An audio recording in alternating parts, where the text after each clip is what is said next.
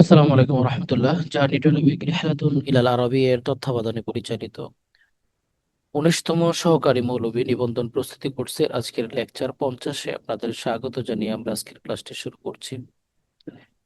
আজকের ক্লাসে ইউনিট 1 থেকে সূরাতুল আনফাল এর আয়াত নং 41 থেকে 42, ইউনিট 3 থেকে কিতাবুস সালাত হাদিস নং 993, 85, 1049, 1092 ও 1020 সকল হাদিস নিয়ে আলোচনা করব। তো প্রথমেই আমরা একটু দেখব সূরাতুল আনফালের আয়াত সমূহ। আউযু বিল্লাহি মিনাশ শাইতানির ওয়ালামু আন্নামা গানিমতুম মিন শাইইন ফাআন্না লিল্লাহি খুমুসাহু ওয়া লির-রাসূলি ওয়া লিযিল কুরবা ওয়াল ইয়াতামা ওয়াল মাসাকিন ওয়াবনিস সাবিল ইন কুনতুম আমানতুম বিল্লাহি ওয়া মা আনজালনা আলা আবদিনা ইয়াওমাল ফুরকানি ইয়াওমাল তাকাল জামআন ওয়াল্লাহু আলা কুল্লি শাইইন কাদির। আর তোমরা জেনে রাখো যে যুদ্ধে গনীমত হিসাবে তোমরা যা কিছু লাভ করেছ নিশ্চয়ই তার 1/5 আল্লাহ ও তার রাসূলের। ওয়ালিদিল কুরবা এবং তার নিকটাত্মীয়দের বা আত্মীয় স্বজনের, ওয়াল ইয়াতামা ইয়াতিমদের, ওয়াল মাসাকিন মিসকিন, ওয়াবনিস সাবিল এবং মুসাফিরদের। ইন কুনতুম আমানতুম বিল্লাহি, যদি তোমরা আল্লাহ তাআলার উপর ঈমান এনে থাকো। ওমা আনজালনা আলা আবদিনা ইয়াওমাল ফুরকান, আর আমি আমার বান্দার উপরে ফয়সালার দিন যা কিছু, ইয়াউমাল ফুরকান বলতে ফয়সালার দিন। এখানে ফুরকান দ্বারা কি উদ্দেশ্য এগুলো নিয়ে আলোচনা আসবে। আহ, যে আমি ফয়সালার দিন আমার বান্দার উপর যা কিছু অবতীর্ণ করেছিলাম, ইয়াউমাল তাকাল জামান, যেদিন দুই দল পরস্পর সম্মুখীন হয়েছিল। আল্লাহু আলা কুল্লি শাইইন কাদির, নিশ্চয় আল্লাহ তাআলা সবকিছুর উপর সর্বশক্তিমান। এখানে মূল কথাটা হচ্ছে বদর যুদ্ধ নিয়ে। সাউন্ড কম যাচ্ছে? জি না, সাউন্ড ঠিক আছে উস্তাদ। এবার আচ্ছা। ঠিক আছে। আল্লাহু আলা কুল্লি শাইইন কাদির, নিশ্চয় আল্লাহ তাআলা সর্বশক্তিমান। তো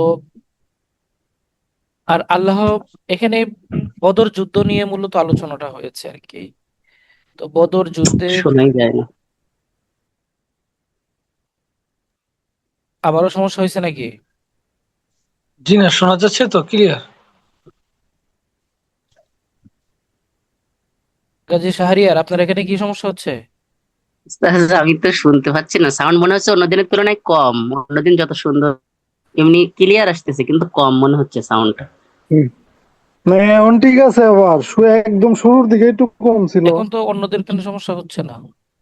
না, এখন ঠিক আছে। স্মরণ করো যখন তোমরা, আরে ভাই, বদর যুদ্ধে যখন তারা দুই দল পরস্পর মুখোমুখি হয়েছিল, সেই দিনটাকে ফয়সালার দিন বলা হয়েছে। পাশাপাশি এই বিষয়গুলো নিয়ে আয়াতগুলোতে আলোচনা হয়েছে। ইদ আনতুম বিল উদওয়াতিদ দুনিয়া ওয়া হুম বিল উদওয়াতিল কুসওয়া। হ্যাঁ, তারপরে এখানে স্মরণ করো, এটা ব্র্যাকেটের মধ্যে অর্থাৎ ব্যাখ্যামূলক অর্থ, এই যে উপর থেকে যেহেতু আসছে, যে যখন তোমরা ছিল উপত্যকার নিকটবর্তী, বিল উদওয়াতিদ দুনিয়া, উপত্যকার নিকটবর্তী, ওয়া হুম বিল উদওয়াতিল কুসওয়া, আর তারা ছিল উপত্যকার দূরবর্তী প্রান্তে। ওয়ার রুকবা আসফালা মিনকুম, আর কাফেলা ছিল তোমাদের নিম্নে, নিম্ন ভূমিতে। অলাও তাওয়া আতুম, বদর যুদ্ধের দিন যুদ্ধ মানে বাহিনী কে কোথায় কিভাবে অবস্থান করছিল, সেই বিষয়টা নিয়ে এখানে আলোচনা হচ্ছে। তো ওলাও তাওয়া আতুম লাখতালাফতুম ফিল মিআদ, যদি তোমরা সেই যুদ্ধ বিষয়টা নিয়ে আলোচনা করতে, পরস্পর পরামর্শ করতে, লাখতালাফতুম ফিল মিআদ, তোমরা যুদ্ধের মিআদ সম্পর্কে, মিয়াদ বলতে সময়, মিয়াদ বলতে স্থান, যুদ্ধের স্থান, যুদ্ধের সময়, এগুলো নিয়ে তোমরা ইখতিলাফ করতে। ওয়ালাকিন লিয়াকুদিয়াল্লাহু আমরান, আহ, কিন্তু আল্লাহ পাক রব্বুল আলামিন এটা প্রথম থেকে নির্ধারণ করে রেখেছিলেন, ফয়সালা করে রেখেছিলেন, কানা মাফউলা, যা কিছু হবে, লিয়াহলিকা মান হালাকা, যারা ধ্বংস হওয়ার তারা ধ্বংস হবে আম বাইয়িনাতিন, সুস্পষ্ট প্রমাণের ভিত্তিতে। ওয়াইহিয়া মান হাইয়া আম বাইয়িনাতিন, আর যারা বিজয়ী হবে, যারা থেকে যাবে, তারা সুস্পষ্ট প্রমাণের ভিত্তিতেই তারা জীবিত থাকবে। আন্নাল্লাহ সামিউন আলিম, নিশ্চয় আল্লাহ পাক রব্বুল আলামিন সর্বশ্রোতা এবং সর্বজ্ঞ। লেখা এর চেয়ে বড় করা যাবে না আব্দুল্লাহ আল মামুন। আমাদের সর্বোচ্চ যে কতটুকু বড় দেওয়া আছে পিডিএফ ফাইল, হাইয়েস্ট বড় দেওয়া। আপনারা এখানে প্রয়োজনে জুম করে নেন। পঞ্চমাংশের বিস্তারিত বিশ্লেষণ লক্ষ্য করা যাক, যা কোরআন কারিম ও আয়াতে নির্দিষ্ট করে দেওয়া হয়েছে। কোরআনের ভাষায় এখানে 6টি শব্দ উল্লেখ করা হয়েছে। ইবনে সাবিল, লির রাসূল, লিল মাসাকিন, আল ইয়াতামা, লিযিল কুরবা ইত্যাদি। এই 6টা জায়গায় উল্লেখ করা হয়েছে। আল্লাহর জন্য শব্দটি সে সমস্ত বন্টনের ক্ষেত্রে মধ্যে একটি অতি উজ্জ্বল শিরোনাম, যাতে আলোচ্য বিষয় এক পঞ্চমাংশ গনিমতের মাল বন্টিত হতে হবে। যাই হোক, এই সকল বিষয় নিয়ে কিন্তু এর আগে আলোচনা হয়েছে। যুদ্ধলব্ধ সম্পদ কিভাবে বন্টন হবে, হম শুরুর দিকে আলোচনা হয়েছে, মানে সূরা আনফালের প্রথম একবার আয়াতে এটা নিয়ে বিস্তারিত আলোচনা হয়েছে। মহানবী সাল্লাল্লাহু সাল্লামের ওফাতের পর এক পঞ্চমাংশের যে বন্টন, এটা কিভাবে হবে, এটা নিয়েও আলোচনা আছে, এখানে দেওয়া আছে, পড়তে হবে। জাবিল কুরবার পঞ্চমাংশ কি হবে, এটা নিয়ে আলোচনা আছে। যেহেতু রসুল সাল্লাহ সাল্লামের জন্য এক পঞ্চমাংশ ছিল, তো রসুল সাল্লাহ সাল্লাম তো এখন নাই, এখন যারা যুদ্ধ করবে তাদের এই এক পঞ্চমাংশের ব্যাপারে গনিমতের সম্পদ এটা কোথায় যাবে, এটা নিয়ে বিস্তারিত আলোচনা দেয়া আছে। এরপরে বদর যুদ্ধের দিনটি ইয়াউমুল ফুরকান, ওই যে যেটা বলছিলাম যে ইয়াউমুল ফুরকানের ব্যাখ্যাটা এখানে আসলো। তো এটা কিন্তু এমসিকিউ হতে পারে। মাল মুরাদু বি ইয়াউমিল ফুরকান ফি হাদিহিল আয়া, এই আয়াতে ইয়াউমুল ফুরকান দ্বারা কোন দিনকে বোঝানো হয়েছে? বদর যুদ্ধের দিনকে বোঝানো হয়েছে। উদওয়া এর অর্থ হলো দিক, দুনিয়া অর্থ হলো আদনা থেকে আসছে, নিকটতর, আখিরাতের তুলনায়। পৃথিবীকেও দুনিয়া বলা হয়ে থাকে। আর কুসওয়া শব্দটি আকসা থেকে আসছে, দূরবর্তী। এগুলো কিন্তু শব্দার্থগুলো বিশেষভাবে দেওয়ার কারণ হলো এই শব্দার্থগুলো আমাদের কাছে একটু অপরিচিত। হ্যাঁ, অনেকের কাছে হয়তো অস্পষ্ট থাকতে পারে, এগুলো কিন্তু পড়বেন, এমসিকিউ এগুলো থেকে হতে পারে। আচ্ছা, এরপরে এগুলো নিয়ে একটা তো আলোচনা আছে। এরপরে তাহকিক আছে। আহ ইদানিং কালের তাহকিক গুলোতে আমাদের তেমন কোনো প্রবলেম হচ্ছে না, যেহেতু এগুলো চেক করা হয়। হ্যাঁ, চেক করা হয়, কোনো সমস্যা থাকে না দেখি। পাইনি মোটামুটি অনেকগুলো ক্লাসেই। বাইনাতুন বাইনাতুন মিন্স আজফিয়াহি ইয়াকদিয়া সমস্যা নাই। ইখতালাফতুম শব্দটি ফেল যার সিগা জামা মুযাক্কার হাদির বাস বাদ ফেলে মাদি মারুফ বাব ইফতিআল। আচ্ছা, এগুলাতে সমস্যা নেই। হ্যাঁ, এরপরে দেখেন আহ আমাদের এমসিকিউ নম্বর আলোচ্য আয়াত অনুযায়ী গনিমতের এক পঞ্চমাংশের প্রকৃত প্রাপক কয়টি? 5টি। হাদিসে কোন মালামালকে আওসাখুন নাস বা মানুষের গাদ কাছাড়া হিসাবে অভিহিত করা হয়েছে? সদকার মাল। হ্যাঁ, এটা বুঝছেন তো নাকি? এটা কি আপনাদের কাদ কাছে, খাসরা ওই এটার অর্থ কি হবে? মানে আউসাখুন নাস, মানুষের গাদ খাঁচড়া বলতে ময়লা আবর্জনা, যে সম্পদটা আমরা ডাস্টবিনে ফেলে দিই। সাউন্ডটা কি আর একটু বাড়ানো যাবে? কম শোনা যায়। সবার এখানে কম শোনা যাচ্ছে? জি না। জি। আ- কারো এখানে কম শোনা যাচ্ছে, কারো এখানে বেশি শোনা যাচ্ছে, ঘটনা বুঝলাম না। আমার এখানে সমস্যা হলে তো সবার এখানে হতো। আপনাদের যাদের এখানে কম শোনা যাচ্ছে, আপনারা কি মোবাইলের ফুল সাউন্ড দিয়েছেন? জি ওস্তাদ, আজকে সাউন্ড একটা স্লো মোশন আসতেছে। আপনারা 2-3 জনেরই প্রবলেম হচ্ছে। আপনারা কি উস্তাদ মোবাইলের ফুল না, সাউন্ড দিয়েছেন কিনা আমাকে একটু বলেন ফুল তো। সাউন্ডই দিয়েছি কিন্তু অন্য দিনের তুলনায় আর কম। হেডফোন আছে? লাউড সম্পূর্ণ তো এরপর আর নাই, একেবারে লাস্ট ইতে দিয়ে দিয়েছি। মানে আছে, হেডফোন দিয়ে নিছেন? বুঝলাম না কাহিনীটা কি। না, হেডফোন ছাড়া। আচ্ছা, আমরা এখানে হাদিসে কোন মালামালকে আওসাখুন নাস বা হাদিসের গাদ কাচরা হিসেবে অভিহিত করা হয়েছে? আলহামদুলিল্লাহ। মানে গাদ খাঁচরা বলতে হচ্ছে যে মালগুলা, যে সম্পদগুলা আমরা ফেলে দেই, কোনো কাজে আসে না, ওই ধরনের সম্পদকে বোঝানো হচ্ছে। তো আমরা এই যে সৎকার যে মাল যেটা আছে, এই সৎকার মালটাকে ওই গাদ খাঁচড়া বা ফেলে দেওয়া মাল, এই মালের সাথে তুলনা করা হয়েছে। এরপরে খুলাফায়ে রাশেদিন মহানবী সাল্লাল্লাহু আলাইহি সাল্লামের ওফাতের পর গনিমতের 1/5 কয় ভাগে বিভক্ত করেছিলেন? 3 ভাগে। 3 ভাগে বিভক্ত করেছিলেন। বদর যুদ্ধ কত হিজরিতে সংঘটিত হয়েছিল? 2য় হিজরি। বদর যুদ্ধে মুসলিম বাহিনীর মোট সদস্য সংখ্যা কত ছিল? 313 জন। এগুলো নিয়ে মোটামুটি বিস্তারিত আলোচনা আছে, প্রায় 100 পর্যন্ত প্রশ্ন আসছে। এরপরে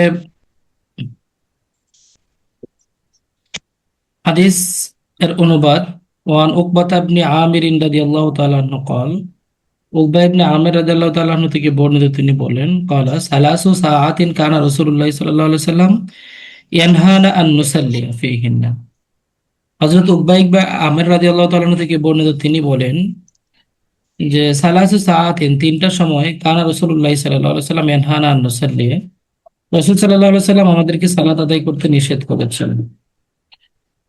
ফীহিন্না, সেগুলোর মধ্যে রয়েছে আও নাকবুরা ফীহিন্না। এখানে আও নাকবুরা ফীহিন্না অর্থাৎ নামাজ এবং আপনার জানাজার যে নামাজ, দুইটাই।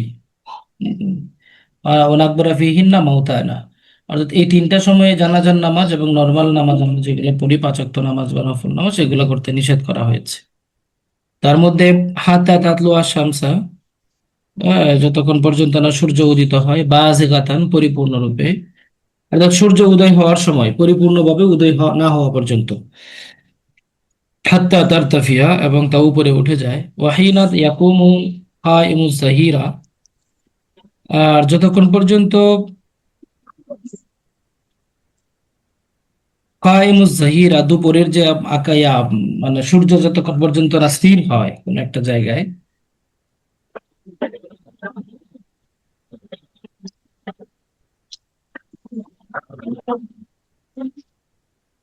আচ্ছা, হাত্তা তামিলা শামসু, হেলে যাওয়ার আগ পর্যন্ত আর কি। সূর্য যখন পুরোপুরি সোজা উপরে থাকে, হেলে যাওয়ার আগ পর্যন্ত নামাজ পড়া নিষেধ। ওয়াহিনা তাদাইয়াফু শামসু লিল গুরুবি হাত্তা তাগরুবা, যখন সূর্য অস্তমিত হতে থাকে যতক্ষণ না তা সম্পূর্ণরূপে অদৃশ্য হয়ে যায়।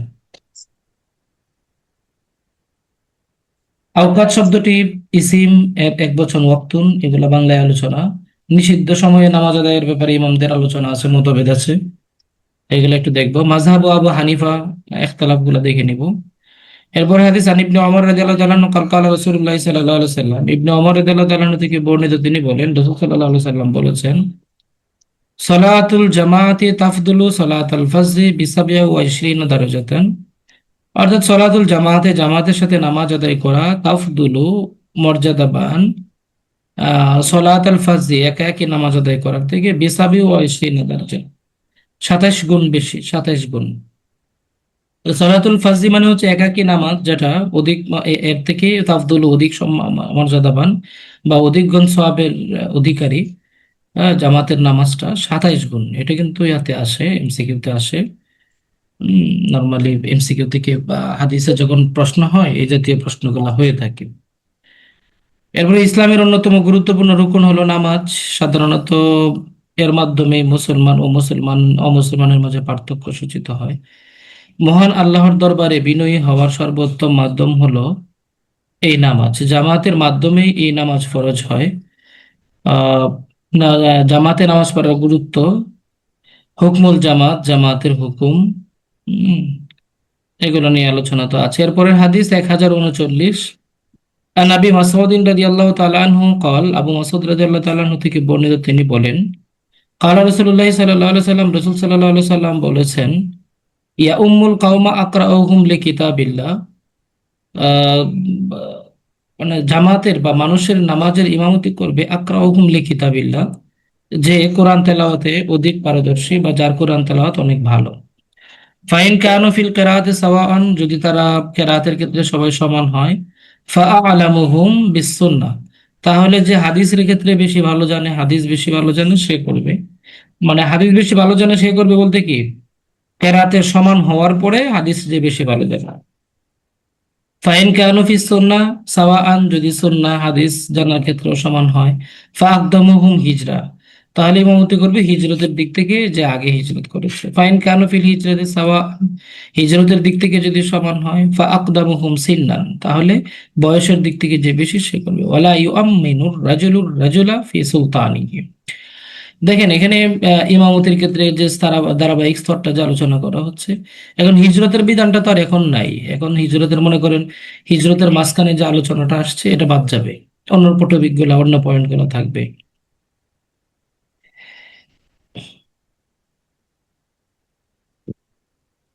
তো ফাইন কানু ফিল হিজরাতি সাওয়ান ফাকদামু ওয়ালা ইউআম্মানু রাজুলু রাজুলা, কি বলবো? কি এসব পানি খেলাম। হ্যাঁ, ফাইন কানু ফিল হিজরাতি সাওয়া, কোথায়, ওয়ালা ইউআম্মানুর রাজুলু রাজুলা ফি সুলতানি। আচ্ছা, আর কোন ব্যক্তি যেন অপর ব্যক্তির অধিকারের মধ্যে, হ্যাঁ, অথবা ক্ষমতাস্থলের মধ্যে সেই ইমামতি না করে। ওয়ালা ইয়াকউদু ফি বাইতিহি আলা তাকরিমাতিহি ইল্লা বিইজনিহি, আর তার সম্মানের আসনে যেন সে তার মানে অনুমতি ছাড়া যেন সে না বসে। তো এখানে যে বিষয়টা বোঝানো ছিল ব্যাখ্যা আসবে ভিতরে। এখানে বিষয়টা হচ্ছে যে সুলতান যিনি রাজ ক্ষমতায় থাকবেন, হ্যাঁ, সেখানে ইমামতি তো তিনিই করবেন, তিনিই তো ইমাম, তাই না? তো যিনি ক্ষমতায় থাকবেন, রাজনৈতিক ক্ষমতাবান ব্যক্তি যিনি, তিনি ইমামতি করবেন। এখন তিনি যদি অনুমতি অন্য কাউকে দেন তখন অন্য কেউ ইমামতি করবে। ইমামতির ক্ষেত্রে জরুরি কিছু মাসালা আছে এখানে, এগুলো আমাদের অবশ্যই পড়তে হবে। হ্যাঁ, লাই অম্মানুর রাজুল, এটার ব্যাখ্যা একটু আসছে এখানে, এই যে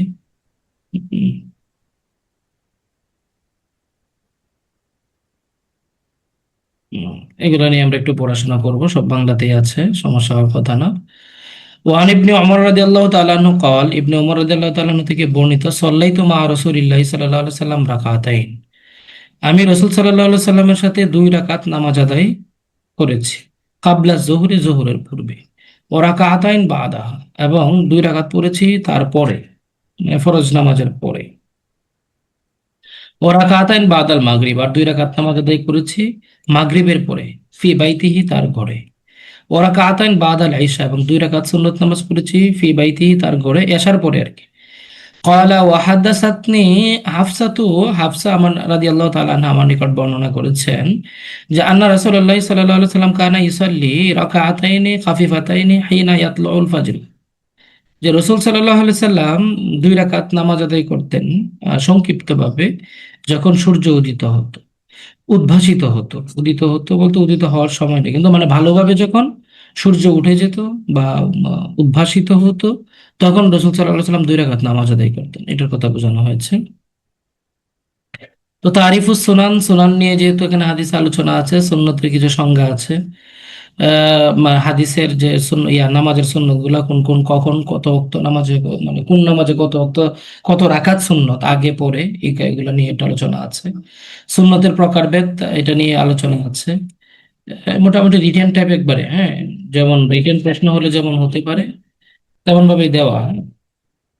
তো বিস্তারিত আলোচনা তো আমাদের আছেই, তারপরে এমসিকিউ থাকবে। আর আয়েশা, তারপরে 1120 নম্বর হাদিস, আয়েশা রাদিয়াল্লাহু তাআলা আনহা থেকে বর্ণিত, কারণ নবী সাল্লাল্লাহু আলাইহি ওয়াসাল্লাম ইউসাল্লি ফিমা বাইনা আন ইয়াফরিগা মিন সালাতিল ইশা ইলাল ফজর 11 রাকাতান। আয়েশা রাদিয়াল্লাহু তাআলা আনহা হতে বর্ণিত, তিনি বলেন, নবী করিম সাল্লাল্লাহু আলাইহি ওয়াসাল্লাম এশার নামাজ সম্পন্ন করার পর হতে ফজর নামাজ পড়া পর্যন্ত সময়ের মধ্যে 11 রাকাত নামাজ আদায় করতেন। প্রত্যেক 2 রাকাতে সালাম ফেরাতেন। এর মধ্যে কোনো নামাজের সাথে 1 রাকাত মিলিয়ে তাকে বেজর বা বেতর করতেন। ঠিক আছে। ওই নামাজের সেজদা তিনি ওই পরিমাণ দীর্ঘ করতেন যাতে তোমাদের যে কেউ তার মাথা তোলার পূর্বে 50টি আয়াত পাঠ করতে পারে। যখন মুয়াজ্জিন ফজরের আজান শেষ করে থামতেন, উষার আলো উদ্ভাসিত হতো, তিনি উঠে দাঁড়াতেন, 2 রাকাত সংক্ষিপ্ত নামাজ পড়তেন, অতঃপর তিনি ডান পাঁজরের উপর কিছুক্ষণ শুয়ে বিশ্রাম করতেন, যতক্ষণ না মুয়াজ্জিন নামাজের একামত বলার অনুমতি গ্রহণের জন্য তার কাছে আসতেন। অতঃপর তিনি ফরজ নামাজ পড়ার জন্য মসজিদের উদ্দেশ্যে বের হয়ে যেতেন। এখানে নামাজের টাইম, বিশেষ করে ফজর নামাজের যে টাইমটা, এটা তিনি কিভাবে পড়তেন, এবং শুরুতে এশার নামাজের সময়টা রাকাত গুলা নিয়ে আলোচনা হয়েছে।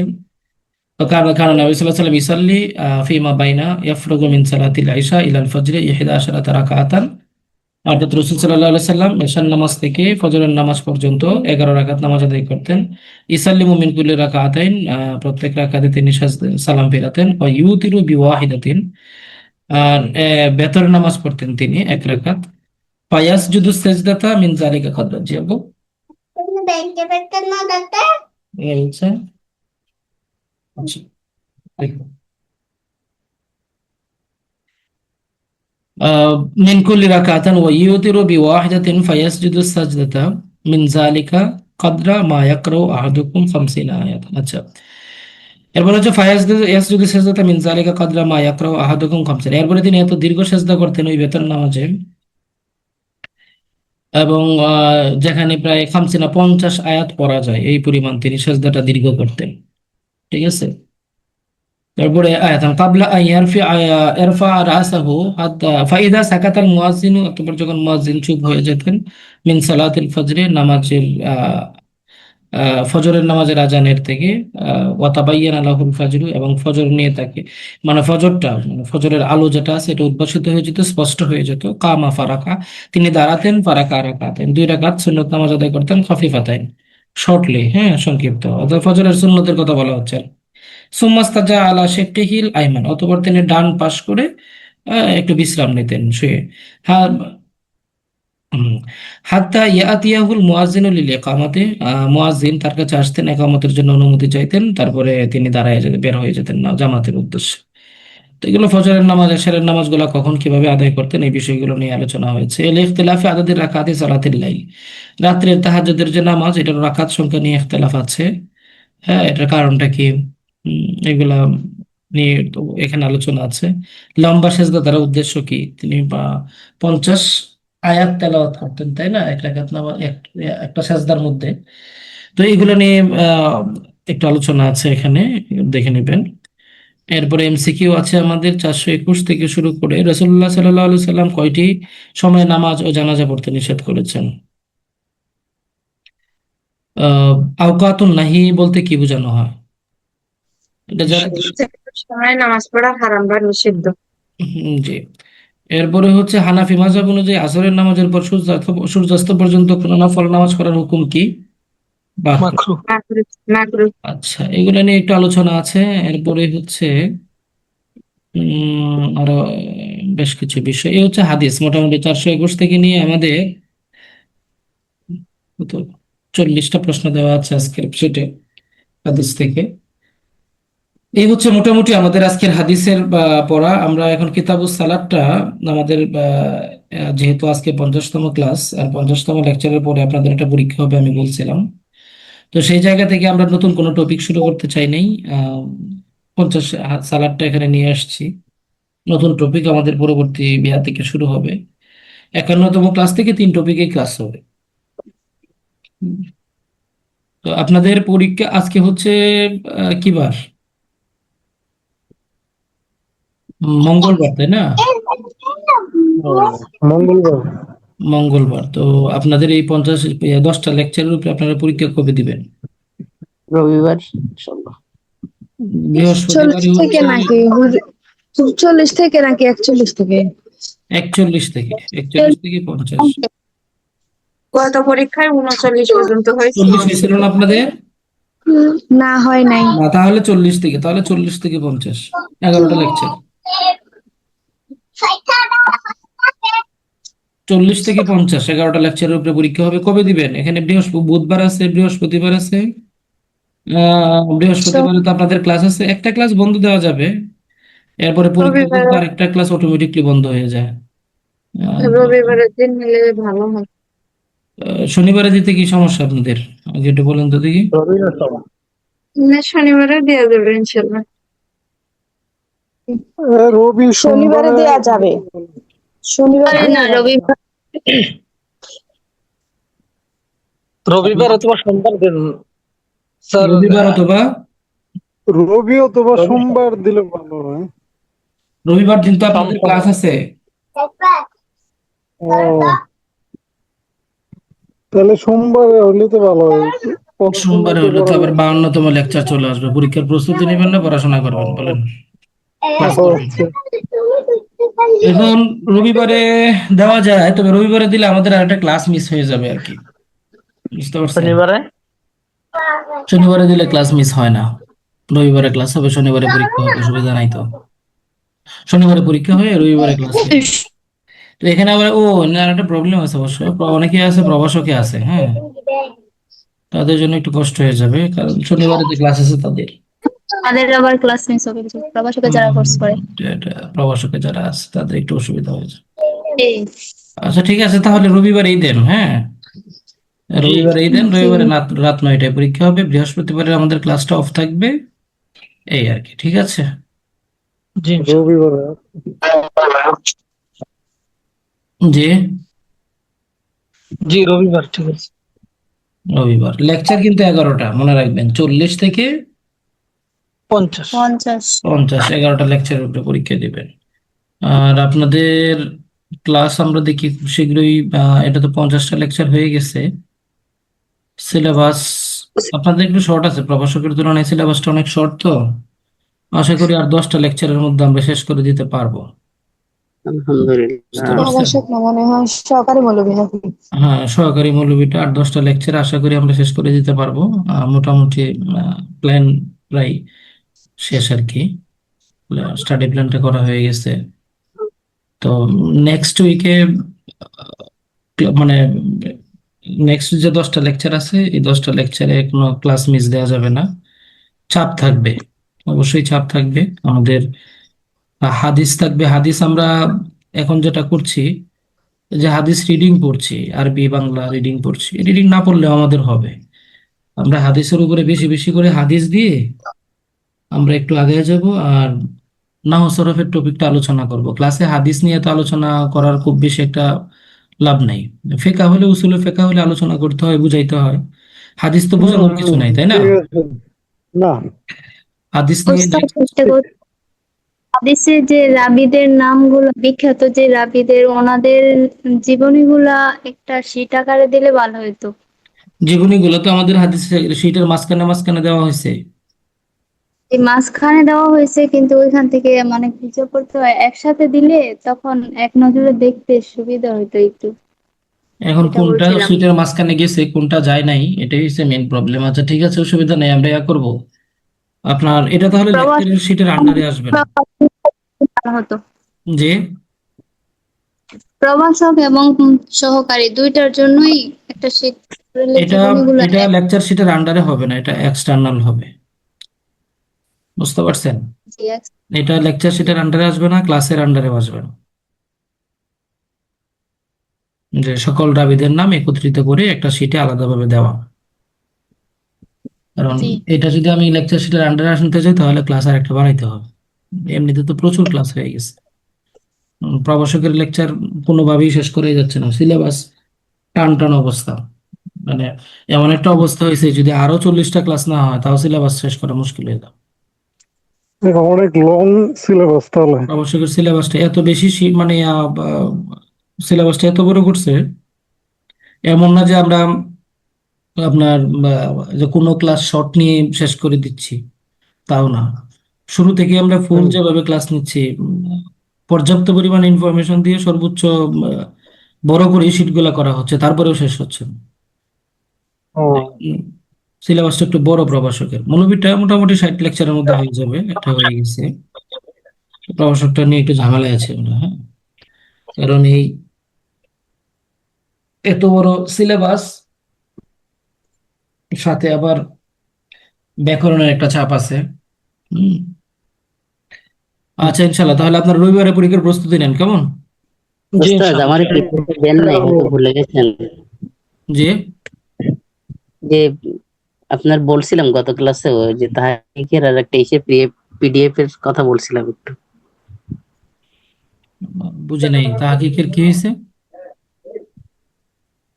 ওস্তাদ যে 16টা আমাদের বাপ সহ তাহাকিকের একটা পিডিএফ দিয়েছিলেন আপনি আমাদের 41 নম্বর লেকচারে প্রভাষকের। তো এক্সাম হয়েছিল, এই জন্য বলছিলাম, আপনি দিতে চাইছিলেন, হয়তো ভুলে গেছেন, দেন নাই। বাবের শীট তো 41 নম্বর লেকচারে হবে কিছু না, বাবের শীট আলাদা ছিল না একটা, যেটা দেওয়া হ্যাঁ, হয়েছিল। আলাদা করে দিয়েছিলেন, 61 নম্বরের লেকচারে আলোচনা হয়েছিল, এখন ওই সময় দিয়ে দিছিলেন। হ্যাঁ, আমি ওই ক্লাসে আমাদের গ্রুপে যে ওখান থেকে ডাউনলোড করার চেষ্টা করছি, বাট হচ্ছে না, ফেইল্ড আসতেছে বারবার। আচ্ছা আচ্ছা, এটা হচ্ছে আমাদের এখনই দিয়ে দিই, পরে আবার মনে থাকবে না। দিলে ভালো হয়। কিন্তু সবার সংগ্রহে থাকার কথা, আপনারা শীটগুলো সংগ্রহে রাখেন না কেন শীটগুলো দেওয়ার পরে?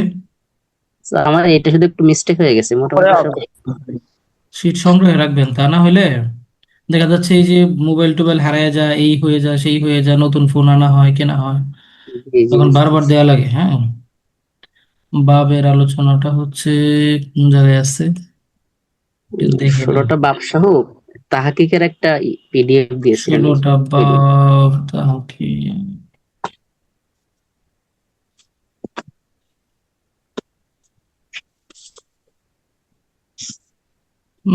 দিয়ে দেওয়া হয়েছে, পেয়ে যাবেন,